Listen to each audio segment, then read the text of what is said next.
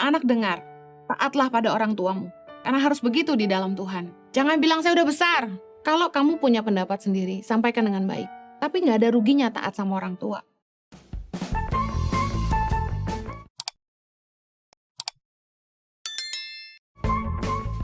Lagi tidak taat pada orang tua nih anak-anak muda dengar. Efesus 6 ayat 1. Hai anak-anak, taatilah orang tuamu di dalam Tuhan, karena haruslah demikian.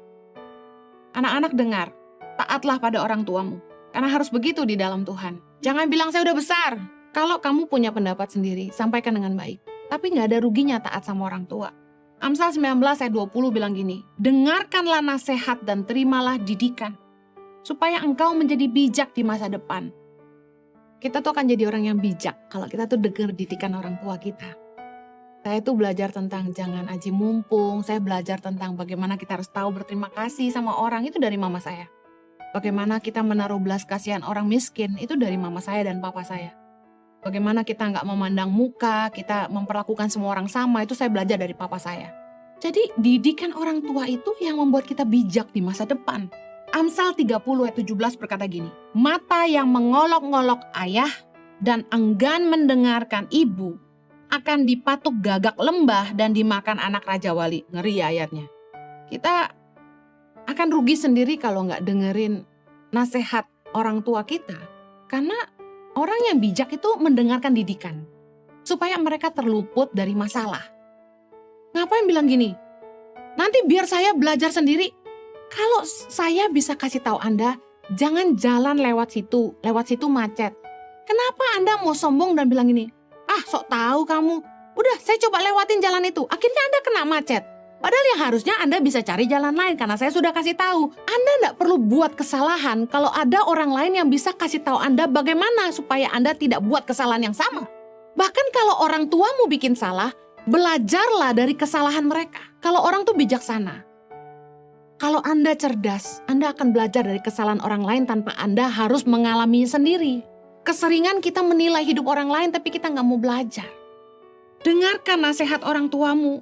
Dengarkan nasihat orang-orang yang mengasihi kamu dan peduli sama hidupmu. Jangan sampai terjebak dalam pergaulan yang salah. Kemudian Anda kena masalah. Ada anak yang sampai masuk penjara, baru cari orang tuanya. Tapi sebelum dia masuk penjara, dia ngabisin harta orang tuanya. Beli drug, mabuk-mabukan, main perempuan, pesta-pesta, kumpul-kumpul sama teman. Gak peduli sama orang tuanya, mau sehat, mau sakit. Gak pernah bantu orang tua. Tapi ketika dia ditangkap sama polisi, masuk penjara, baru telepon mamanya. Jangan sampai hidupmu rusak, baru kamu cari keluarga. Jangan sampai kamu udah gak berdaya, baru kamu mau berubah. Yang namanya teman itu cuma dekat sama kita kalau mereka itu butuh kita dan hidup kita itu jadi berkat buat mereka. Tapi yang namanya keluarga, apalagi orang tua, akan selalu ada untuk kita dalam keadaan suka maupun duka. Dalam keadaan sakit maupun sehat. Kalau kamu susah, apalagi sampai ditangkap polisi, overdosis, teman-temanmu pasti lari karena orang punya kecenderungan menyelamatkan diri. Siapa yang akan mengeluarkan uang mereka untuk menyelamatkan kamu? Siapa yang mau menebus kamu? Siapa yang mau mengeluarkan uang mereka demi masa depan kamu? Keluarga lah justru yang akan selalu ada untuk kamu. Orang tua yang akan ada selalu untuk kamu. Percayalah bahwa orang tua dan keluarga kita adalah pemberian Tuhan dalam hidup kita. Tuhan itu ngasih kita orang tua dan keluarga, kakak, adik, sebagai suara yang bisa berbicara buat hidup kita. Karena mereka lah orang-orang yang paling peduli sama kita. Saya punya adik yang tidak sekandung. Tapi saya peduli sama dia. Saya kesal ketika saya nasihati dia gak mau dengar.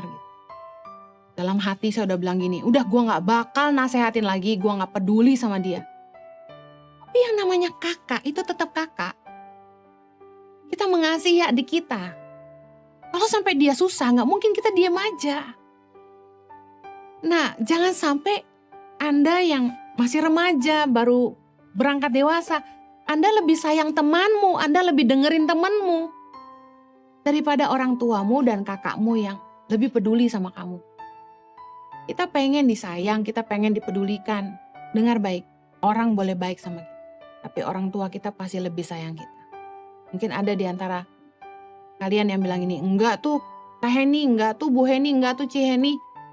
Orang tua saya meninggalkan saya. Dengar baik, Tuhan lebih cinta kamu. Jangan biarkan dunia merusak kamu. Meskipun ayahmu dan ibumu meninggalkan kamu, Tuhan tuh gak pernah meninggalkan kamu. Dengar baik, jangan sia-siain masa mudamu. Jangan tidak taat pada pemimpin, jangan tidak taat pada orang tua. Karena kita tahu ujungnya kita akan kena masalah. Gak ada salahnya untuk mendengarkan didikan untuk kebaikan. Amen. Saya berdoa agar firman Tuhan ini jadi berkat. Jangan sampai hidup kita dipimpin masalah. Kena masalah baru berubah, kena masalah baru mau berusaha, kena masalah baru cari Allah.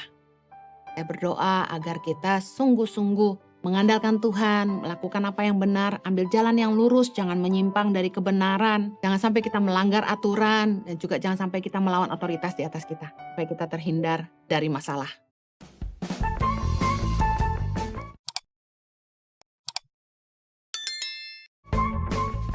Kita akan bahas satu-satu lebih dalam. Yang pertama, tipe orang yang hidupnya dipimpin masalah adalah orang-orang yang suka menyimpang dari kebenaran. Amsal 4 ayat 27 berkata begini, janganlah menyimpang ke kanan atau ke kiri, jauhkanlah kakimu dari kejahatan. Firman Tuhan itu banyak yang menasihatkan kita supaya kita jangan menyimpang ke kanan maupun ke kiri. Jangan sampai kaki kita menuju kejahatan. Kita harus menjauhkan kaki kita dari kejahatan, tapi terus saja kita tidak dengar firman Tuhan. Kita dengar pendeta khotbah, masuk kiri, keluar kanan. Masuk kanan, keluar kiri. Kita tidak peduli pendeta ngomong apa. Firman Tuhan berkata, janganlah menyimpang ke kanan dan ke kiri. Jauhkanlah kakimu dari kejahatan. Udah tahu. Itu kelompok teman-teman yang akan membawa kamu berbuat jahat. Menyingkirlah dari situ. Kamu tahu, kalau kamu buat keputusan itu, kamu akan terlibat dalam kejahatan. Jangan lakukan itu. Kamu tahu kalau kamu mengiyakan tawaran ini, kamu terjebak dalam kejahatan. Jangan terima tawaran itu. Kita ini kan diberi hikmat sama Tuhan. Ada Roh Kudus, suara hati. Di batin kita, Tuhan tuh baik loh. Kita tuh dikasih suara hati nurani. Di mana Tuhan tuh bisa menasihati kita tentang apa yang baik dan apa yang tidak baik.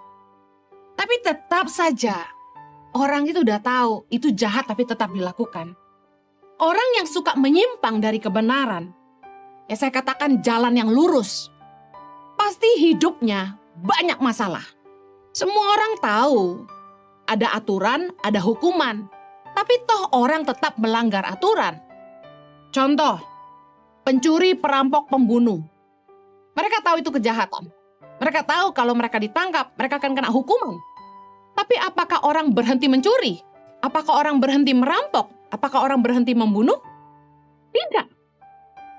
Bagaimana Tuhan tuh tidak berduka melihat kelakuan umat manusia. Kita seringkali lihat peraturan, tapi kita malah langgar. Itu namanya cari masalah. Menyimpang dari kebenaran. Amsal 21 ayat 8 berkata gini, berliku-liku jalan si penipu, tetapi orang yang jujur lurus perbuatannya. Penipu itu kan licik.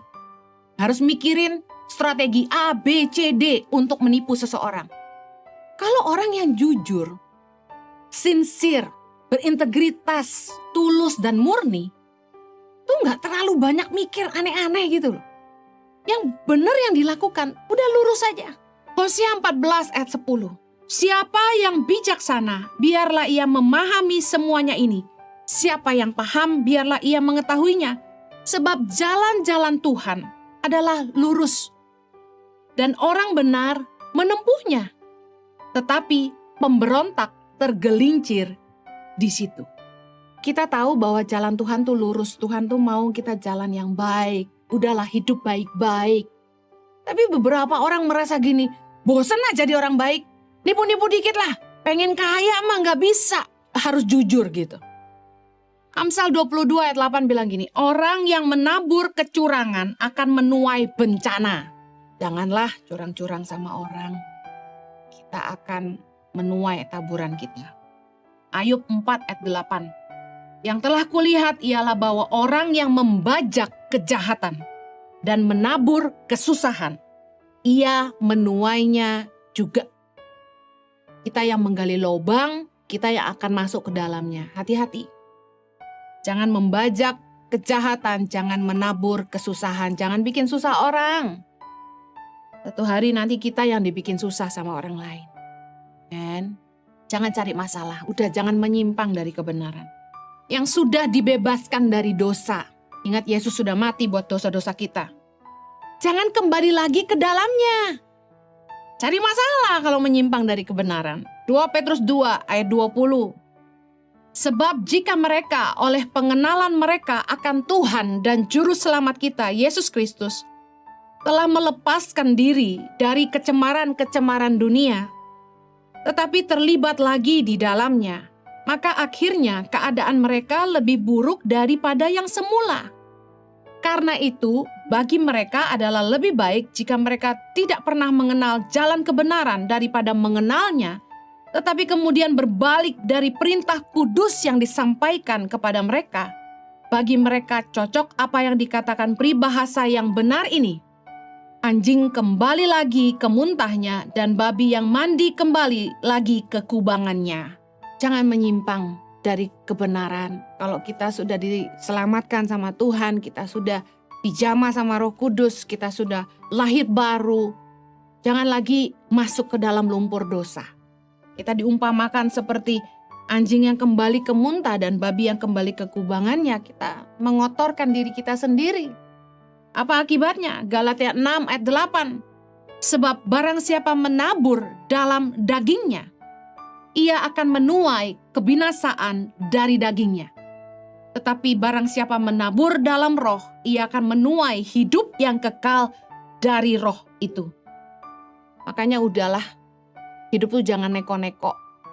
Ambil jalan yang lurus, hiduplah dalam kebenaran, supaya masalah nggak datang. Orang-orang yang hidupnya dipimpin masalah itu adalah orang-orang yang sukanya menyimpang dari kebenaran.